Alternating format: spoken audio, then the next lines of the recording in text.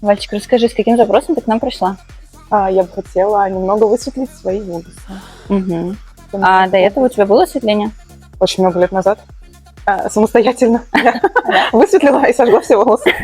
Девочка смугленькая, темная, прям белый-белый блонд будет ее дешевить. Поэтому что мы делаем?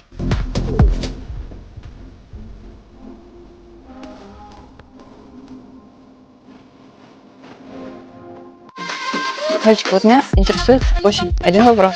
Ты не ходила, не осветлялась, ходила своими натуральными волосами. Почему ты решила довериться нам, тем более ученику, в осветлении? Ну, во-первых, я видела твои работы.